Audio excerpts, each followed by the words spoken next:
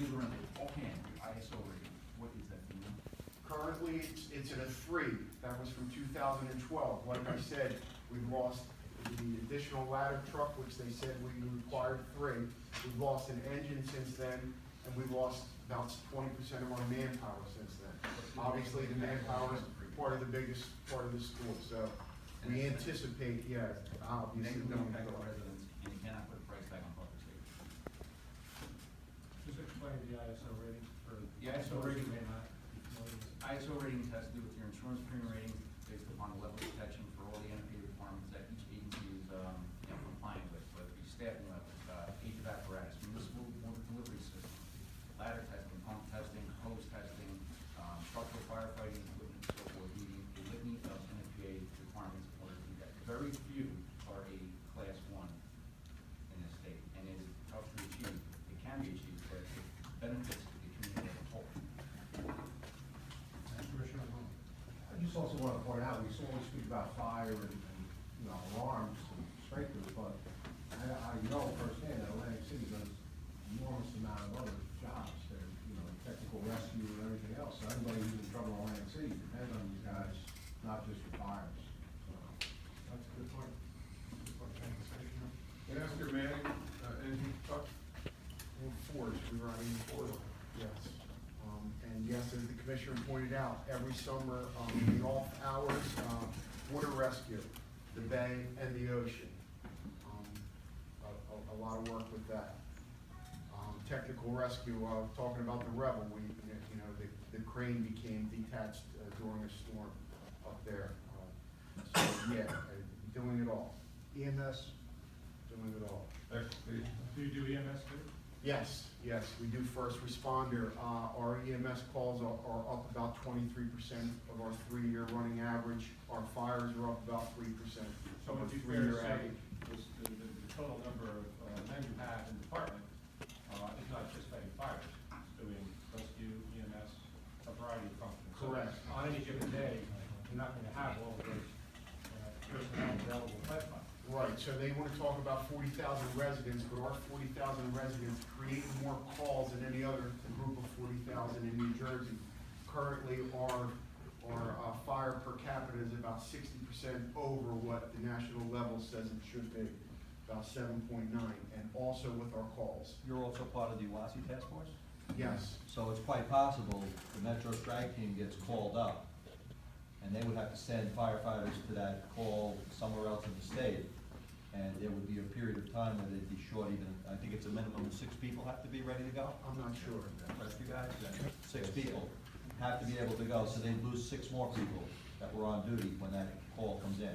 So if you go to the lower staffing level, we're losing more personnel, you can't afford to lose to begin with.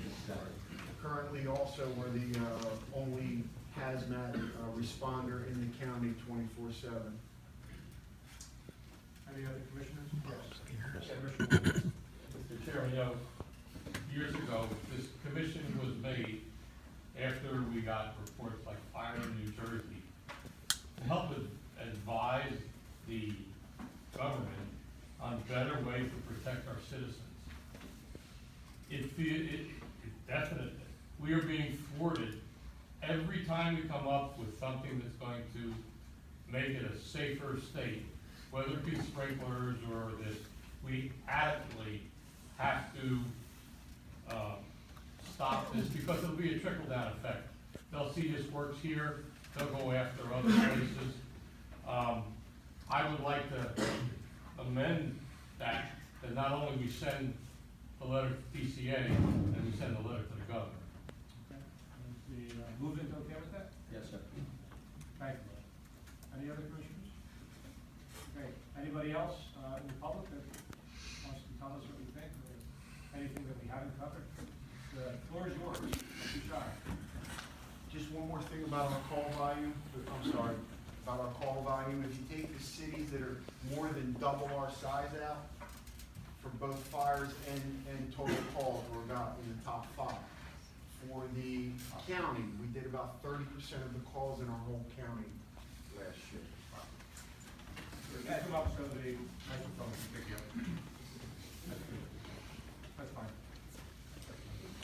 Jeff Moran from Woodbridge Firefighters Local. You speak of the population of Atlantic City, approximately 40,000 people. Is this not just your permanent year-round residents? True. Other experts that do population studies have given us a daily population of about 160,000. That's what I was going to ask. What is the real population of Atlantic City? And most of these people are visitors, not familiar with the buildings or the neighborhoods they're in. Correct. And they That talk compounds about- your problems, does it not, brother? Yes, they talk about, we have a 24-hour, population there. We've been to fires where people are cooking dinner at 4 o'clock in the morning because that's when they're getting off their shift. So we have, a 24-hour population. Thank you. Just one other point that I wanted to bring out, that members may not know of. Part of the DCA, the takeover of Atlantic City, important part of it is that there is no civil service protections. There is none. So basically, what DCA has made mention to these brothers and sisters down in Atlantic City is that they don't care who you fire. You can have someone that's a 24-year veteran. They could say, you know what, his salary's too high, out the door you go. So the number of 106 is real, but the other part that's even more devastating is that there is no protections for these young men and women that serve and protect Atlantic City. So this is what we're dealing with as far as with DCA and the governor and his people. It's their way or no way. Seems to be a repeating pattern. Anyone else? Assemblyman, my name's Tony Correa. I'm involved with the New Jersey Fallen Firefighters. I'm an advocate. I'm also part of the last team. Two things that have been talked about. First of all, I'm still an active medic in the area. One of the things they have talked about EMS is in today's day and age, we have found out you need 4 people to do CPR in order to effectively save a life besides a paramedic. So these guys are out there doing effective pit-proof CPR that are probably saving people that, let's start counting those lives that are going to be lost. There's a lot of other interventions that they do before the ambulance and the medics that need to be recognized. But on the fallen firefighter side, let's look at the people we haven't talked about, their families. I help plan about 4 to 5 fallen firefighter funerals a year in the state of New Jersey. It's a sad, sad event, and the people that are affected most are their families and their friends. And in today's day and age, we have science that shows when you reduce them from 4 shifts to 3, that there's added fatigue. We also know that when they show up at a fire, they're at 70% of their maximal output. What's that mean? That means when you exercise normally, that's where you're at. So when you're on that treadmill and huffing and puffing, you can't go farther, it's about 70. When there's a report of somebody trapped, they're at 100% of their maximal output. You're putting additional fatigue on them, and you might not see it that they die in a fire, but they die later at home, or they have a cardiovascular event, or they have a stroke that's not being recognized. So you're putting added stress, physical stress on these firefighters, plus the potential that their families are going to have to attend a line of duty death. I suggest the governor and his people who plan it head to the Fallen Firefighters Memorial in Emmitsburg in October and talk to those 89 families that lose a firefighter. Thank you. Anyone else? Yes, sir. Commissioners, my name is Paul Shropshire, retired battalion chief, Atlantic City, 35 years. Was chief of special operations. Special operations, we took care of hazmat. We took care of technical rescue. We're the only 24/7 hazmat team in the area. When a casino gets down for a smell and bell for that powder and all that, that's time and money that casino and that place is out of operation. We put them back in service as soon as possible. So there is a positive effect to the services that we provide. We provide first responder. The engines provide first responders, cardiac arrest, respiratory, MVAs. We are a barrier island. There's only 3 ways into the city of Atlantic City. We have 2 to 3 water supplies. We do not have our own water supply. Those big pipes coming in, that's it. So if we were to have a terrorist event, we're on our own. Most of the major fires that we've had, we're on our own from anywhere from a half hour to 45 minutes before we get any additional resources. And they're coming in trickled because all the other communities around us are lacking the same problem that everybody has in the state of New Jersey. The number one resource problem, it's not equipment, it's not ladders and engines, it's people, it's trained firefighters. I was there for Sandy, was there for 4 days. Our incident command system, even though we teach it and preach it, fell apart. So there are things that have happened that aren't happening right. These men have constantly been doing more with less.